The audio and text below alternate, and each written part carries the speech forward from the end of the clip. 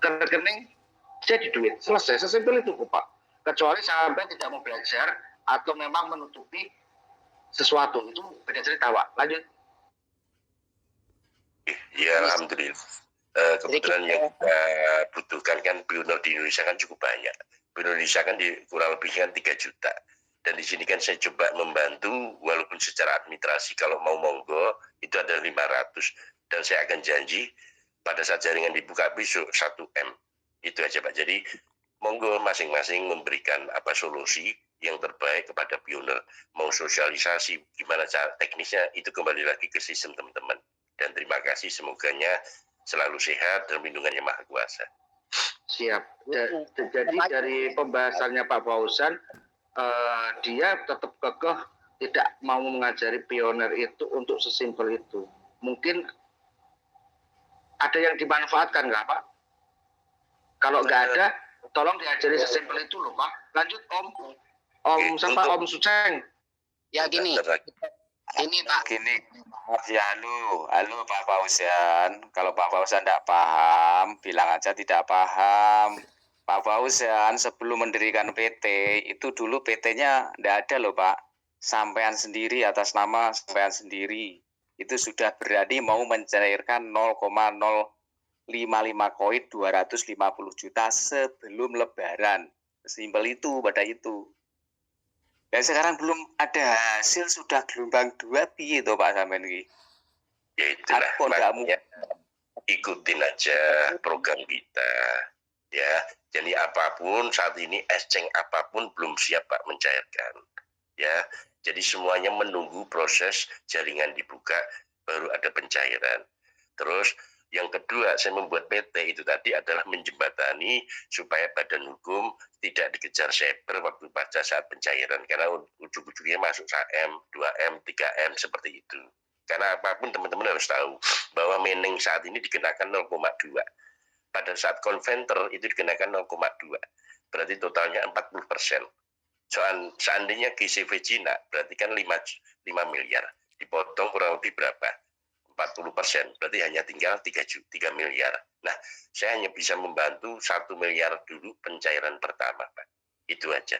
Dan pakai koin, sorry Pak, pakai koin yang sudah kita sediakan, yaitu 74 miliar Luna, Pak. Dan 88 liquid kita sudah siapkan. Tujuan saya adalah menampung koin-koin pioner yang mau dibantu. Begitu, Pak.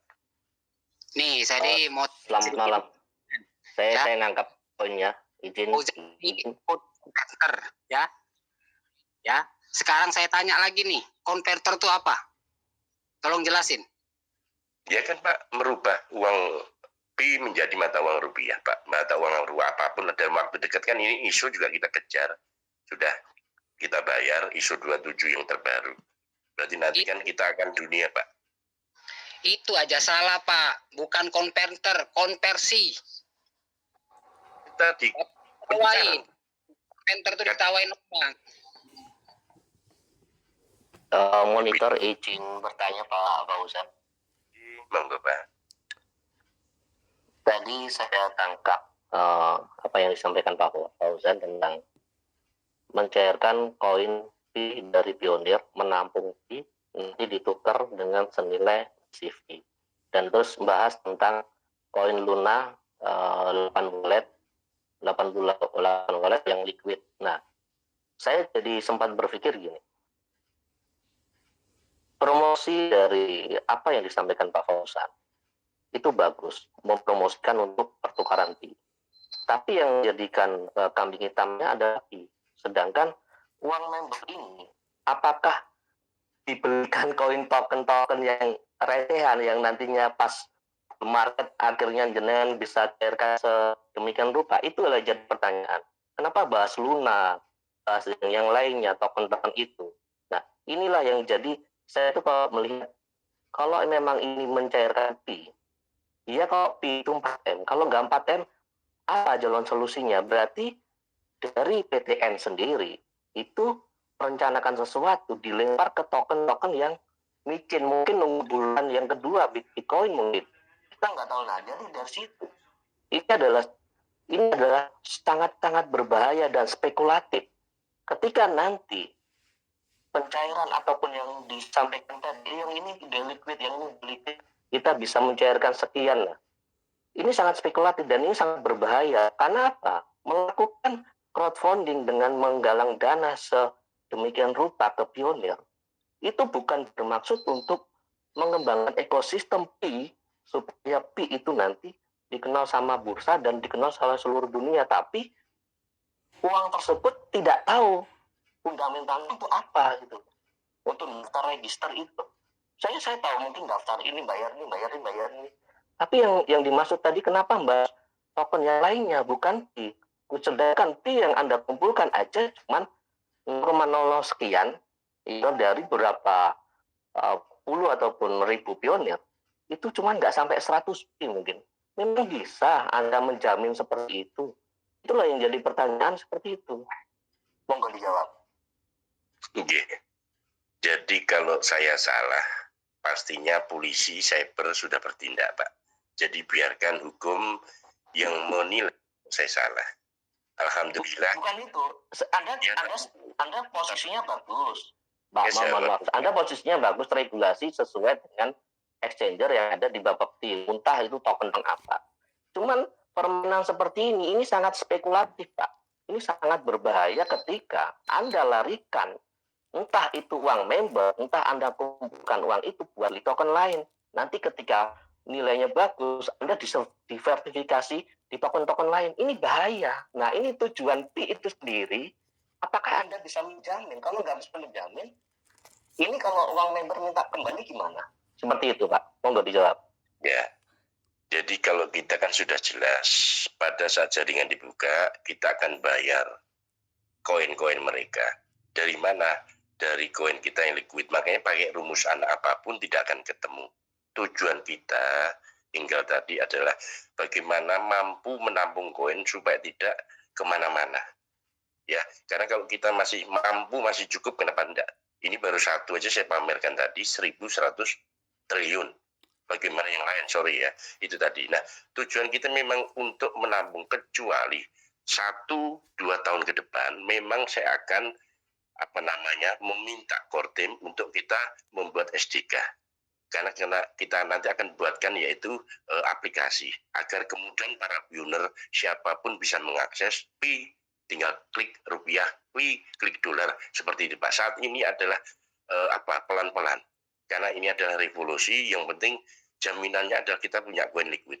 Itu aja. Dan nilai berapapun, mau GCV Amerika, Eropa, mau Asia, kita siap memberikan. Itu aja, Pak. Dengan janji jaringan Pi Network dibuka, exchanger dibuka. Itu aja, Pak. Ini kalau saya melihat ya, dengan gaya bahasanya seperti ini, seperti belum pernah main kripto yang sebelumnya. Karena apa? Jujur saya bukan pemain kripto, Pak. Jujur saya bukan pemain kripto. Iya, saya tahu. Mungkin teman Anda yang mungkin partner Anda, belakang Anda seperti apa. Tapi dengan spekulatif seperti ini, Anda menjaminkan token-token lainnya untuk mencairkan token Pi. Sedangkan GCV berapa kita akan cairkan, GCV kita akan cairkan. Ini nggak ada namanya jaminan token itu akan kita misalnya beli PP, beli dari uang member itu kita belikan PP, jebret, habis pumping, habis hancur. Nah, dari situ kita harus belajar ketika dijaminkan dengan token-token diverifikasi token yang lain, beli token ini, beli token ini, bagus ini meme. Kemudian kita lakukan uang itu dijaminkan di situ. Ini sangat berbahaya. Makanya satu sisi Anda tidak bermain di lingkungan Pi itu sendiri, tapi dilempar di proyek lain. Ini sangat berbahaya. Kalau memang Anda masuk di komunitas Pi, ya kan, gunakan Pi seapa adanya. Anda menampung koin Pi mainnet dari pionir, meskipun itu cuma sedikit, itu enggak. Kalau menurut saya itu no problem lah. Tapi masalahnya Anda melakukan penggalangan dana ataupun crowdfunding dan sebagai jaminannya adalah token-token yang nggak jelas tadi. Inilah sangat berbahaya. Nah, meskipun itu nanti open network, ya kan, jebret open network, ternyata koin Pi itu nilainya berapa misalnya. ternyata nilainya cuman nggak ada $2 misalnya. Nah dari situ Anda ini ternyata nilai segini ya kita cek ini, dan Anda gampang saja jawab, kan nggak ada sekian M. Akhirnya apa?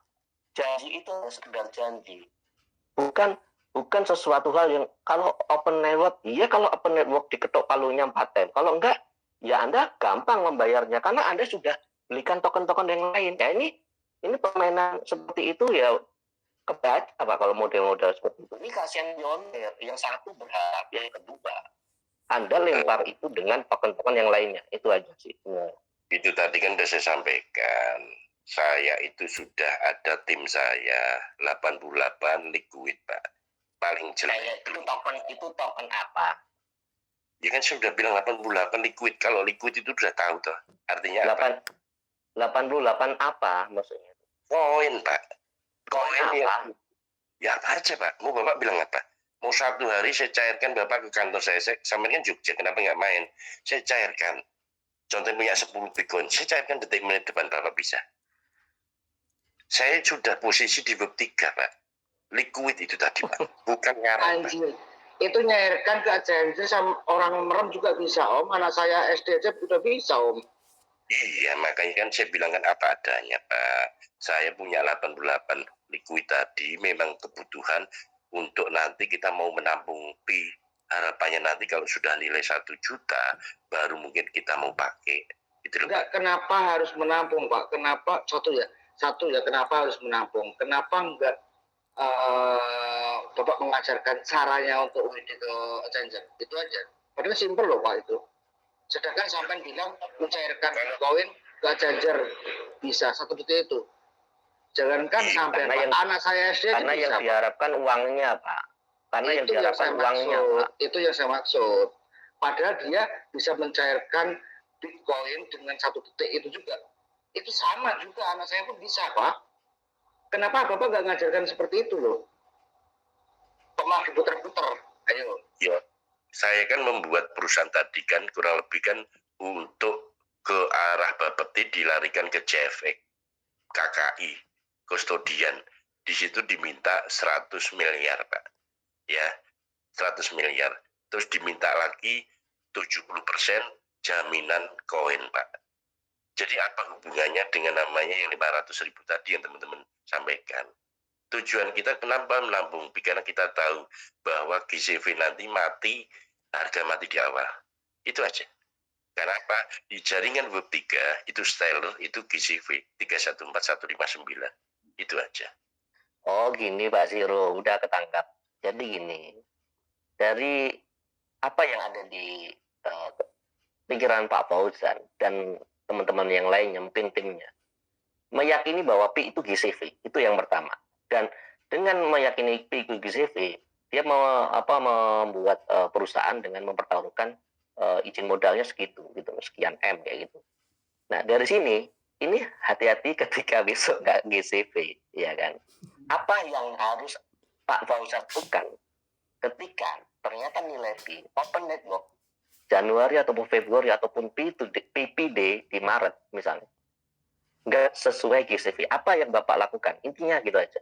Kalau saya gini Om, kalau saya sebagai membernya dia, beliau aja bisa menjanjikan seperti itu. Kenapa anggotanya nggak minta perjanjian juga? Jika tidak terjadi pencairan segitu, berarti aset seperti rumah Bapak, mobil Bapak, motor Bapak itu bisa jadi hak jaminan. Sedangkan beliaunya aja bisa ngasih janji. Kenapa yang membernya nggak minta juga? Ayo.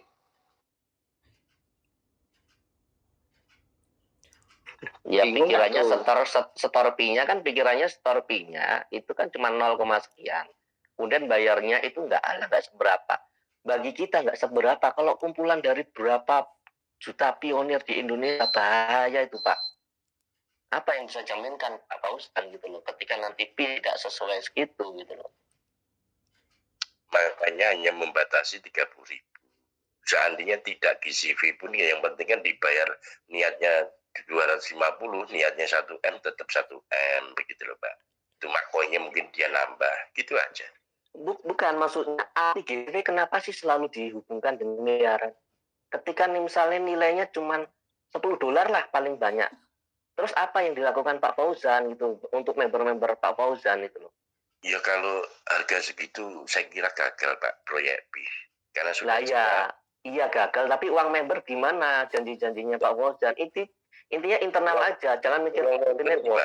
Enggak, kalau kita bicara proyek B dulu. B ini kan matinya adalah BCV. Karena B-Phase pertama, B-Phase kedua tadi udah sukses Pak. Ya, itu aja. Jadi kalau saya bicaranya BCV dan saya siap membayarnya. Itu aja. Oh, ceritanya kalau P tidak senilai GCP, uang member akan kembali 100%. Kalau tadi ngomong dibayarnya toh, kalimatnya ya, dicatat ya teman-teman. Saya ulangi Pak Fauzan, jika P tidak senilai 4M, berarti uang member siap dikembalikan 4M. 500.000 dikembalikan utuh lah ibaratnya, mau dia dulunya setornya 500 ya 500, mau dia setornya 300 ya 300. Berarti artinya ketika uang itu tidak kembali full seperti yang dulu ditransfer, apakah siap dipidanakan kasarnya gitu? Membernya kenapa nggak ada berpikiran seperti itu ya? Kalau dari awal kan saya mengikuti regulasi Indonesia, Pak. Saya membuka portal, administrasi pun juga konseling sama cyber kepolisian. Semuanya sudah di ACC. Jadi bukan untuk kepentingan pribadi, untuk kepentingan pendidikan blockchain dan kepentingan untuk masyarakat. Itu aja Pak. Jadi sebenarnya itu kan tugas cyber polisi, kok Bapak ikut repot-repot mikir. Itu aja lah. Gini, sih tambahin dikit gini. Tadi saya nyimak lobster ya. Ya, Pak Fauzan pernah pamer ya, berapa USDT lobster ya. Saya juga pernah pamer punya saya ya. Ya. Nah, sekarang saya tanya, lobster Stellar itu Bapak yakin bisa cair? Yang USDT-nya Pak, yang USDT bisa cair? Yakin bisa cair? Saya naruh USDT kan banyak sana. Saya naruh USDT di sana kan ada kurang lebih berapa juta miliar, berapa juta lah, berapa juta USDT lah. Beberapa web itu berapa exchanger kan kita ikut semua Pak. Berarti dengar nih ya teman-teman ya, ini direkam ya. Kalau Bapak yakin lobster Stellar itu bisa cair istri Bapak, saya punya juga sama. Saya dapat itu dummy ya Pak ya. Mungkin kalah walaupun yang tergantung dari bapak-bapak sudah terkoneksi belum. Kalau tidak terkoneksi sama saja, karena kan Web 3 harus bayar Pak. Saya memindahkan ke Web 3 saja, satu koin itu kurang lebih kayak BTC itu kena 850. Untuk tes, untuk apa 3 kali Pak. Itu baru satu koin ya, satu jenis koin ya. Sedangkan koin berapa banyak. Nah, memindahkan ke Web 3 itu semua ada protokol-protokol semuanya. Dan ada namanya kekuatan, yaitu namanya security. Nah itu tadi Pak, jadi biayanya cukup mahal. Pak Itu aja. Fauzan, ini semua komunitas Dari sini aja beliau nggak paham loh Om. ini semua komunitas kripto ya. Jadi member-member Pak Fauzan itu rata-rata baru kripto. Lobster Enggak, dari itu saya penjelasan beliau aja, mereka iya. enggak, dari penjelasan beliau yang barusan itu udah kelihatan dia nggak nyambung Om. Iya. Halo Bang Giro. Halo Bang Giro. Lanjut Om. Saya mau nanya ke Pak Fauzan. Emang Web3 itu seperti apa sih? Satu. Terus pembayarannya sampai 800 juta itu kayak apa sih? Sedangkan lobster yang ada di SLM itu jaringannya BNB loh. Dan itu tidak bisa dicairkan. Itu scam. Udahlah, jangan dibohongin. Jangan membohongi. Udah itu aja. Saya sudah lama tidak masuk di P. Saya sudah 2 tahun ini. Saya mengedukasi di P dari tahun 2020. Siapa ini? Tunggu, Siselo. Saya tahu Siselo ini Om Zuzu. Om Zero saya kenal. Saya banyak yang kenal kok di sini. Oh, yang barusan bicara adalah moderator P ya, Indonesia ya, itu ya, pakai akun satunya lagi ya. Yang belum tahu. Ya udah itu aja sih. Udahlah, yang penting intinya masalah pembayaran dari awas, fake scam, fake penipuan. Dan kripto itu sangat simpel.